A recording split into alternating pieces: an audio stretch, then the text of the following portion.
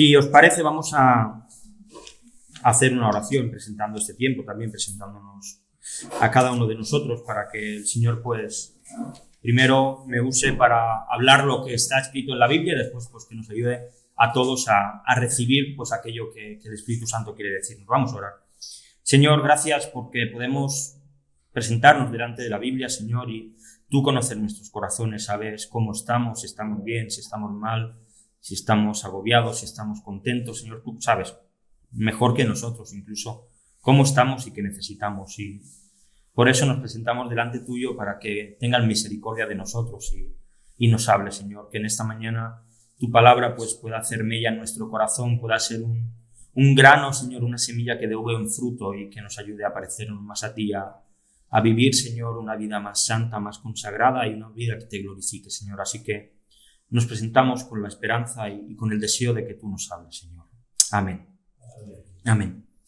Hay una cosa que me gusta mucho de la Biblia, y es que en casi todas sus páginas, cuando la leemos, podemos sentirnos identificados de alguna manera.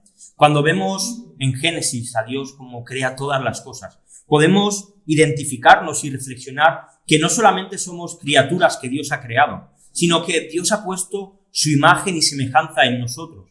Que cuando miramos al ser humano, en cierta manera también estamos viendo a Dios, aunque sabemos que por culpa del pecado esa imagen se ha distorsionado y ha cambiado. Cuando vemos la caída de Adán y Eva, vemos a Caín y Abel, como Caín mata a su hermano. Cuando vemos a alguien pecando, también nos sentimos identificados, porque todos los que estamos aquí, en cierta manera, y cada día cometemos fallos, cometemos errores, cometemos pecados. Así que vemos como las personas que aparecen en la Biblia no son tan diferentes a nosotros en el año 2021. Cuando vemos que alguien logra una victoria, pues quizá en una guerra, en una batalla, una tentación, también nos podemos sentir identificados, porque nuestra vida no estamos siempre perdiendo y por el suelo. Tenemos muchas victorias, aparecen tentaciones que conseguimos vencer, conseguimos salir adelante en situaciones difíciles.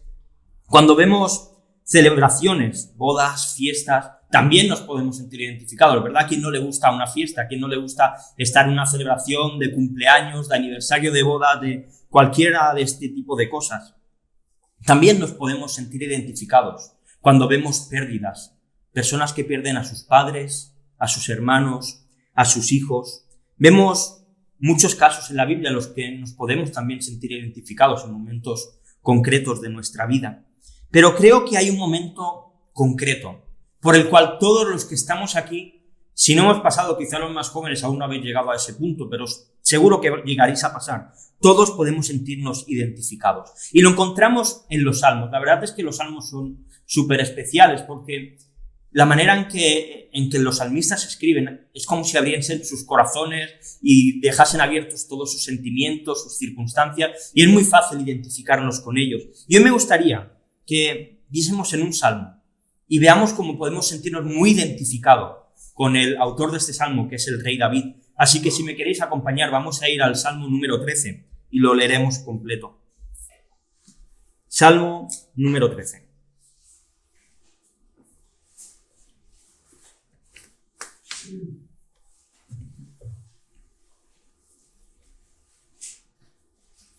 Os dejo un poquito que lo busquéis.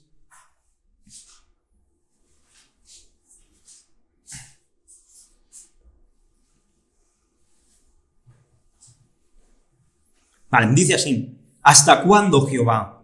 ¿Me olvidarás para siempre? ¿Hasta cuándo esconderás tu rostro de mí? ¿Hasta cuándo pondré consejos en mi alma, con tristezas en mi corazón cada día? ¿Hasta cuándo será enaltecido mi enemigo sobre mí? Mira, respóndeme, oh Jehová, Dios mío. Alumbra mis ojos para que no duerma de muerte, para que no diga mi enemigo, lo vencí. Mis enemigos se alegrarían si yo resbalara, mas yo en tu misericordia he confiado. Mi corazón se alegrará en tu salvación. Cantaré a Jehová porque me ha hecho bien. Amén. Si miráis el título que aparece en vuestra Biblia, encima del Salmo, dice al músico principal, Salmo de David. Y me llama mucho la atención porque David escribe este Salmo para que este Salmo pudiese ser cantado. Vemos en el Salmo el tránsito de David, de su estado anímico, de su estado sentimental, desde la desesperación en sus primeras palabras, hasta las últimas palabras donde el dolor se convierte en una bandera para fortalecer su fe. Y este salmo tiene una estructura muy clara. Los 2 primeros versículos hablan y presentan cuál es la desesperación que David tenía. El versículo 3 y 4 presenta cuál es el clamor que David alza y se dirige a Dios. Y el versículo 5 y 6 veremos cuál es la confianza que David tenía. Y si nos adentramos en el primer versículo, podemos ver la desesperación que David tenía por el silencio de Dios. Dice: ¿hasta cuándo, Jehová, me olvidarás para siempre? ¿Hasta cuándo esconderás tu rostro de mí?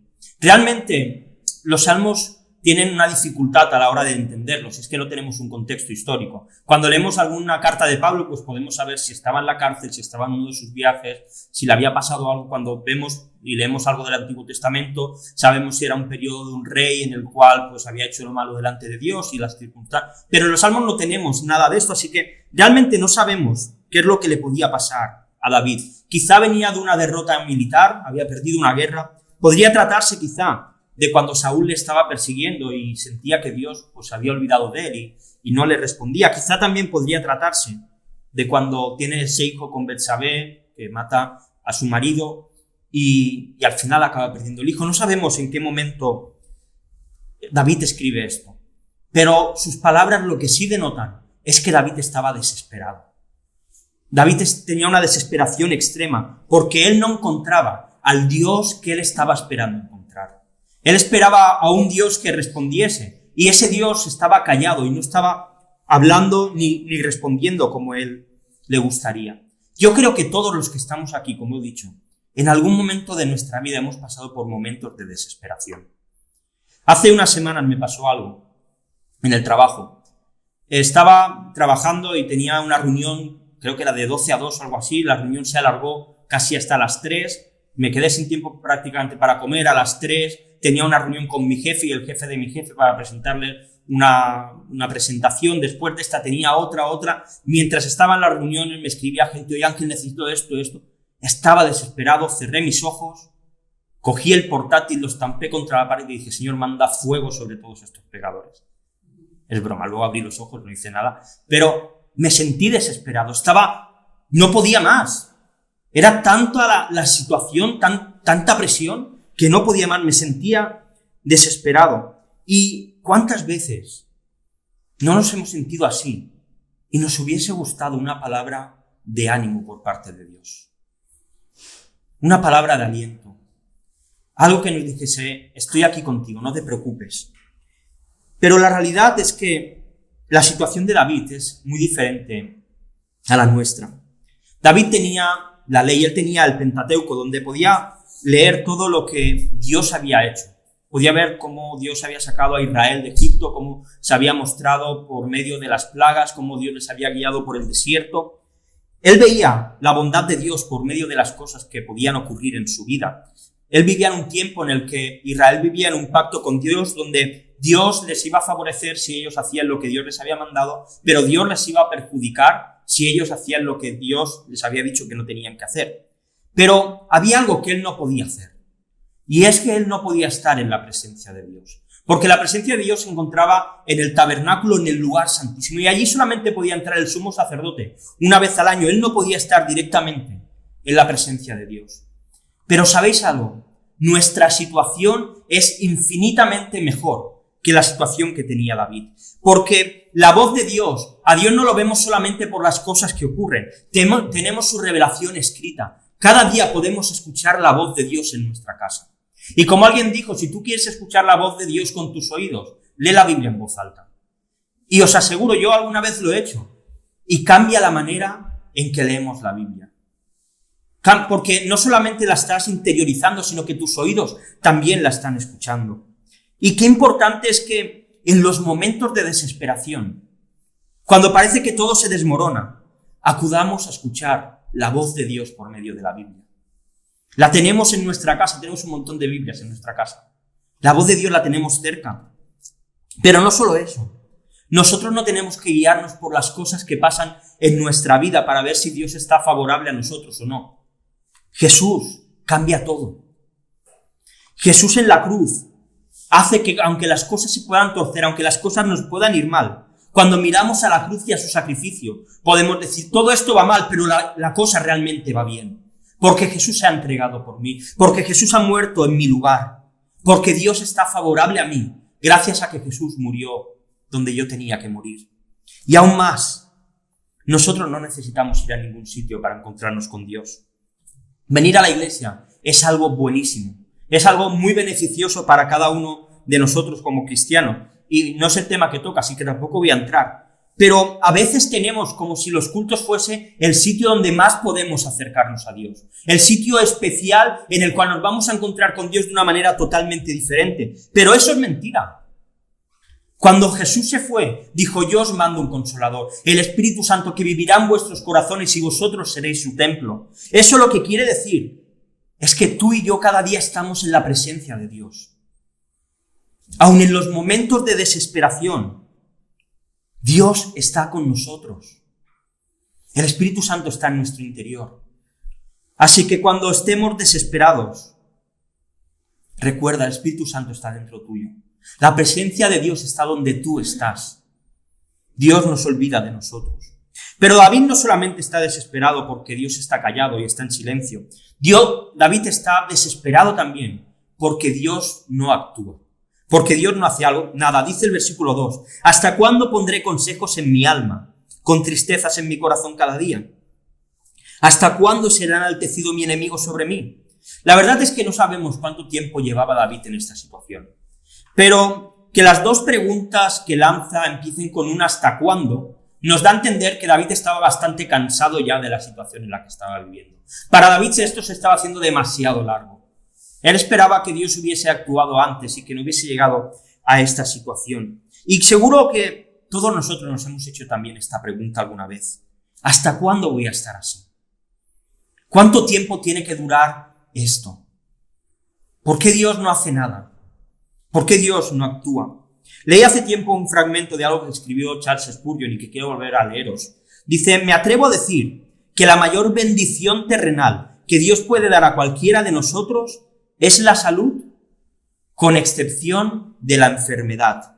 Es decir, Spurgeon decía que la enfermedad es casi una bendición mayor que la salud. Dice, la enfermedad ha sido frecuentemente más útil que la salud para los santos de Dios. Que yo sepa, si algunos pudieran verse favorecidos con un mes de reumatismo, tal cosa por la gracia de Dios los maduraría maravillosamente.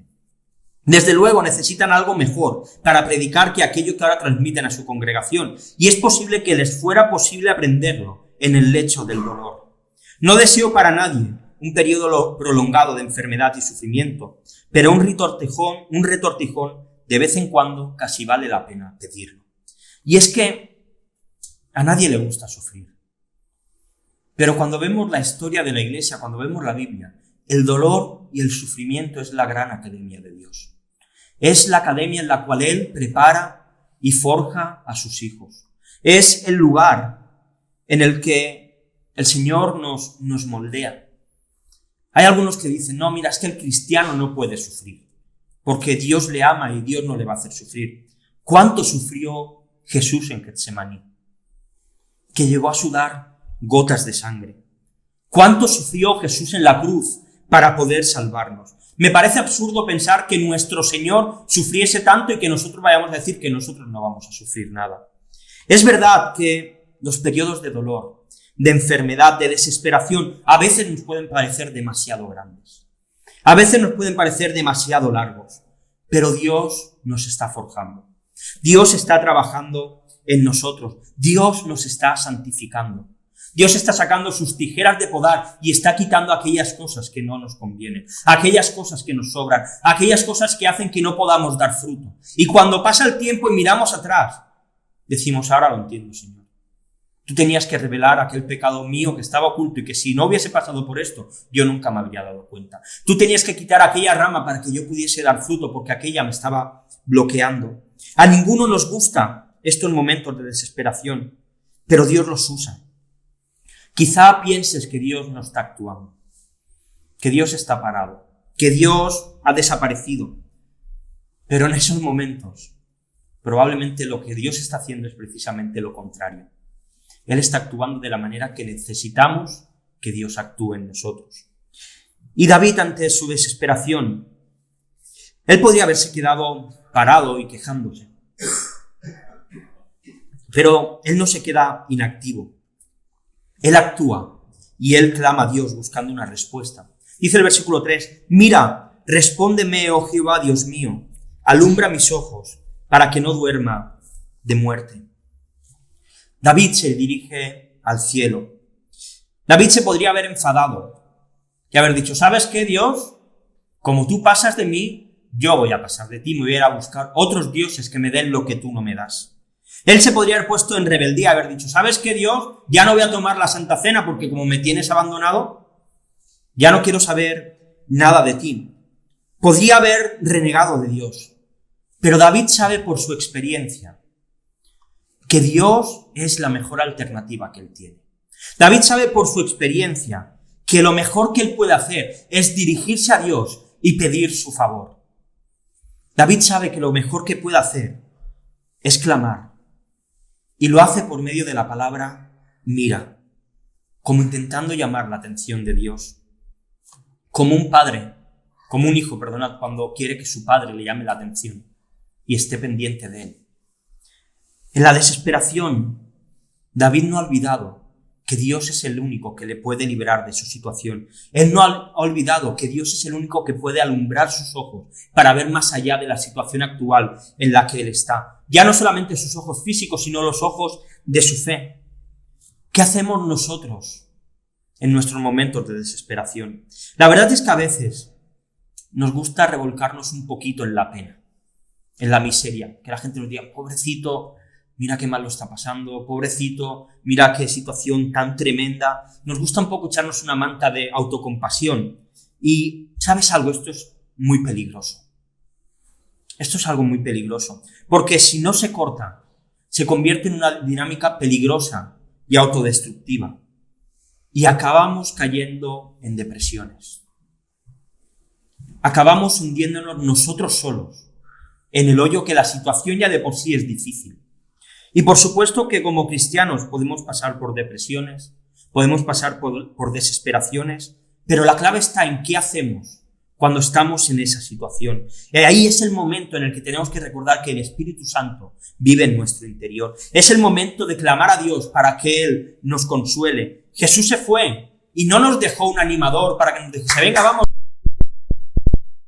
Dijo que mandaba un consolador, alguien que iba a traer consuelo a nuestra alma cuando estuviésemos mal, cuando estuviésemos desesperados, cuando estuviésemos agobiados. Alguien que puede recordarnos que tenemos audiencia ante el trono de la gracia donde podemos encontrar el oportuno socorro que nuestra alma necesita. Alguien que nos recuerda que aunque estamos hundidos, nuestro Padre es el Dios que ha creado el cielo y la tierra y que sus herencias también son para nosotros. Él es el que alumbra nuestros ojos para que veamos más allá de la situación y de la circunstancia en la que estamos. Así que en la desesperación, clama a Dios, dile, mira, Señor, mi situación. Y el clamor de David, y esto también es muy importante, aunque es verdad que nace de su situación y nace de la desesperación que él está sintiendo, él siempre tiene en mente el nombre de Dios. Mirad, el versículo 4 dice, para que no diga mi enemigo, lo vencí. Mis enemigos se alegrarían si yo resbalara. David vivía en un momento en el que los dioses que existían mostraban su fuerza y mostraban su poder por medio de los pueblos que les adoraban. Si había un pueblo que lograba una victoria, quería decir que su Dios era más poderoso que el pueblo que había sufrido la derrota. Así que David sabía que si él era vencido y él era derrotado, sus enemigos iban a poder decir que sus dioses eran más poderosos que el Dios de David. Y David no quería que pasara esto. Mirad las palabras que dice el profeta Ezequiel. Por tanto, es decir, las dice Dios por boca del profeta Ezequiel. Por tanto, di a la casa de Israel. Así ha dicho Jehová el Señor. No lo hago por vosotros, oh casa de Israel, sino por causa de mi santo nombre, el cual profanasteis vosotros entre las naciones, a donde habéis llegado. Y santificaré mi grande nombre, profanado entre las naciones, el cual profanasteis vosotros en medio de ellas, y sabrán las naciones que yo soy Jehová, dice Jehová el Señor, cuando sea santificado entre vosotros, delante de sus ojos. Dios siempre se ha preocupado que su nombre no quede manchado. A Dios siempre le ha preocupado que su gloria no quede en entredicho. Y David no hace este clamor para ver si consigue engañar a Dios, a ver si lo consigue engatusar y le engaña para que le libre de su situación, para que Dios quede en buen lugar. David está preocupado realmente por el nombre de Dios. David está preocupado de que el resto de sus enemigos puedan decir: el Dios de David es un Dios de mentira. El Dios de David es un Dios falso.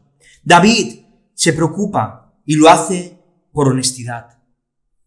Y creo que cuando nosotros estamos en situaciones difíciles y cuando tenemos gente cerca que no es creyente y sabe que nosotros sí lo somos porque se lo hemos dicho, creo que podemos clamar a Dios y decirle: Señor, no permitas que todos estos que no te conocen digan que tú no tienes poder.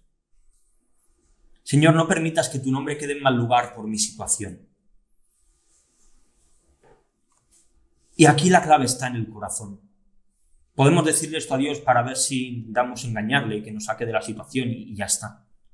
Pero cuando lo hacemos con un corazón real y decimos: Señor, no permitas que vean a un Dios pequeño por la situación en la que yo estoy pasando. Señor, no permitas que tu nombre se manche porque yo estoy deprimido, porque estoy enfermo o por cualquier otra cosa. Creo que tenemos el derecho, por así decirlo, de poder clamar a Dios de esta manera y pedir: Señor, responde para que tú no quedes en mal lugar. Y ahí entrará el corazón de cada uno. Habrá quien lo haga para solamente salir de esa y ya está, y le da igual el nombre de Dios, pero creo que si lo hacemos de una manera correcta es algo lícito que podemos hacer. Y David tenía una motivación correcta. Y lo vemos en su confianza, dice el versículo 5, mas yo en tu misericordia he confiado, mi corazón se alegrará en tu salvación. David tenía una certeza absoluta. Él sabía que en medio de su desesperación y por medio de su clamor a Dios, podía confiar en que la misericordia que él había experimentado en el pasado, él podía confiar ahora que esa misma misericordia la iba a volver a experimentar. Y podía tener la certeza de que Dios le iba a salvar. Y esto le producía una seguridad y una alegría grandísima. Yo creo que estamos todos de acuerdo los que estamos aquí, y si no, pues es al menos lo que cree la postura de la Iglesia, en que todo este tema de decretar, atar, desatar, la confesión positiva, cree que vas a conquistar no sé qué, declara los milagros que vas a recibir en el año 2022, y todas estas cosas no tienen nada que ver con lo que aparece en la Biblia y no tienen ningún fundamento bíblico para que lo hagamos ni practiquemos estas cosas. Y es verdad que Dios tiene tanta misericordia que a veces incluso de estas maneras Él obra y Él se presenta y Él responde algunas cosas, aunque esto no quiere decir que Dios apruebe la manera en que se hacen. Pero creo que huir de toda esta moda tan fuerte que ha habido, sobre todo en el mundo pentecostal, nos ha llevado a irnos al otro extremo totalmente contraria y vivir vidas cristianas totalmente pesimistas, que no tienen ninguna esperanza ni ninguna confianza en Dios. Cuando estamos desesperados y clamamos, tenemos que tener convicción y decir: Señor, yo sé que tú me vas a librar de esto. Señor, mi corazón se alegra al ver y saber que tú me vas a responder tarde o temprano. Confío en que tu misericordia, igual que ha estado anteriormente conmigo, hoy también la va a estar. Esto no es confesión positiva como algunos hacen. Esto es confianza en Dios. Es sujetarnos a las promesas que encontramos en la Biblia. Esto es lo que hizo David en medio de su desesperación y de su clamor. Y nosotros también podemos hacerlo. Podemos acogernos a las promesas de Dios. Lo que Dios ha prometido, si creemos que Dios es verdadero, sabemos que lo va a cumplir. Así que podemos acogernos a ellas. El cristiano no tiene que mirar hacia adelante en su vida con pesimismo, sino con la mirada de un Dios que le ha amado tanto, que ha dado a su Hijo lo que Dios más amaba para reconciliarnos con Él. Si Dios ha hecho esto, no va a hacer más cosas, no nos va a sacar de nuestras desesperaciones, no va a resolver los problemas que a veces parece que no tienen solución. Por supuesto que sí. Y la esperanza de David en medio de su desesperación se convierten en alabanza y se convierten en canción. Dice el versículo 6, cantaré a Jehová porque me ha hecho bien. Yo no sé vosotros, pero a mí el David que escribe el versículo 6 no me parece el mismo que escribió el versículo 1.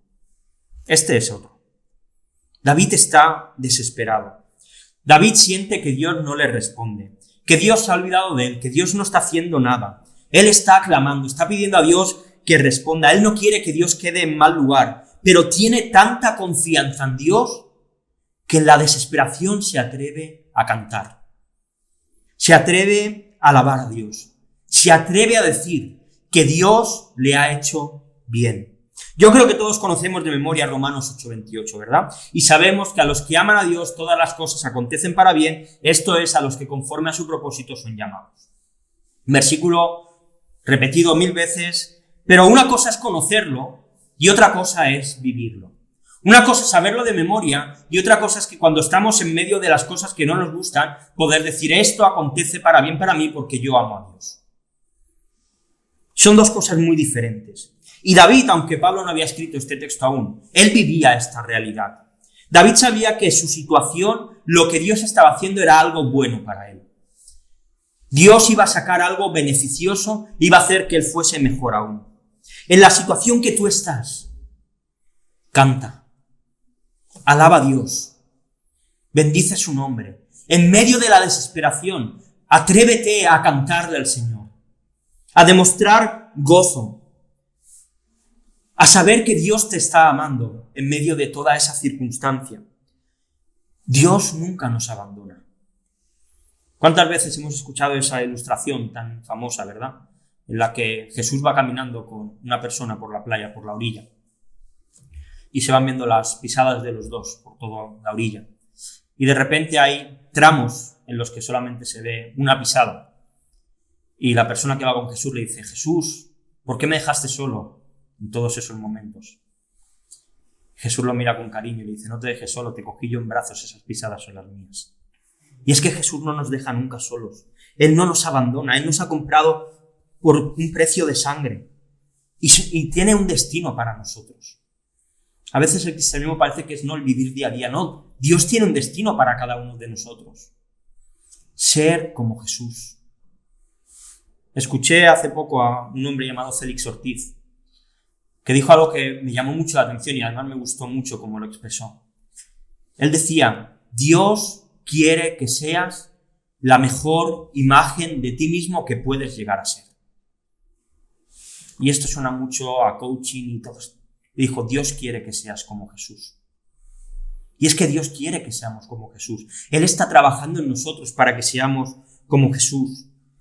La desesperación que pasamos es un bien que Dios nos está dando para que podamos ser como Jesús. Es algo bueno aunque no lo veamos. Así que no dejes nunca de cantar. No dejes nunca de alabar a Dios. No dejes nunca de bendecirle, aunque la desesperación sea grande. Acabo ya. David en este salmo creo que nos presenta de una manera perfecta cómo gestionar nuestras desesperaciones, cómo gestionar esos momentos difíciles en los que todos pasamos, realidades de nuestra vida en la que todos en algún momento, tampoco es normal que estemos siempre en esas desesperaciones, pero todos pasamos por estos momentos. No siempre todo está controlado. Hay veces que los planes que tenemos se tuercen, hay veces que llegan enfermedades que no nos esperamos, hay veces que aparece el COVID y nos destroza todos los planes que teníamos y las situaciones se ponen feas. Hay veces que nos sentimos como si Dios se hubiese olvidado de nosotros, pero la realidad es que Dios está en nuestro corazón. El Espíritu Santo está en nuestro interior, vive dentro de nosotros y ahora sí, lo que nosotros podemos hacer y debemos evitar es apagarle y entristecerle. Eso es lo que nosotros debemos hacer, evitar esto.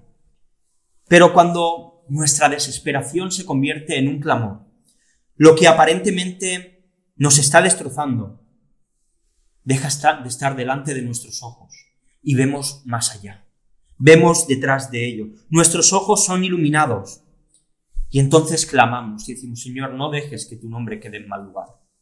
Señor, no permitas que la gente que no cree en ti pueda decir el Dios de cada uno de nosotros es un Dios falso. Es un Dios sin poder. Por supuesto queremos que Dios nos libre. pero tenemos que querer y desear que Dios cuide su nombre y su reputación. Y cuando nuestra mirada deja de mirar hacia abajo para vernos a nosotros y empieza a mirar hacia arriba para ver esperanza, entonces encontramos algo maravilloso, que Dios ha tenido misericordia de nosotros, que Dios nos ha cuidado hasta el día de hoy, que Dios ha estado a nuestro lado. Tenemos esperanza de que Dios nos va a sacar del pozo en el que estamos metidos, esperanza de que Dios está siendo bueno con nosotros y que Dios nos está haciendo bien. Si estás desesperado hoy, mira la cruz, mira a Jesús, donde Él sangró para que tú pudieses tener vida, donde Él allí estaba comprando nuestra libertad, donde te estaba prometiendo que tú ibas a tener las mismas herencias que Él tiene. Y allí también encontrarás un amor y una esperanza como nunca has podido llegar a imaginar. Vamos a orar.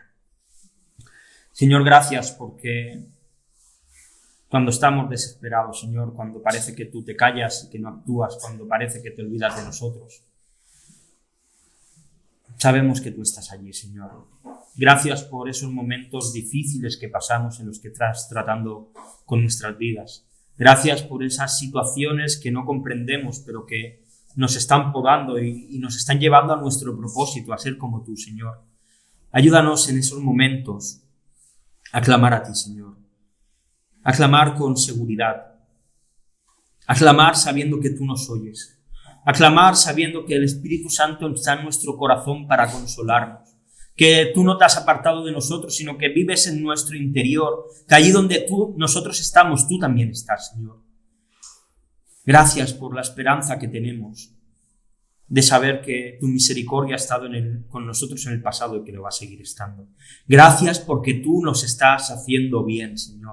Gracias por las promesas a las cuales nos podemos acoger. Y, Señor, hoy queremos cantarte en medio de nuestra desesperación. Queremos bendecir tu nombre en medio de nuestros problemas. Queremos proclamarte como Rey y Señor en medio de nuestras circunstancias, porque tú estás siendo bueno con nosotros.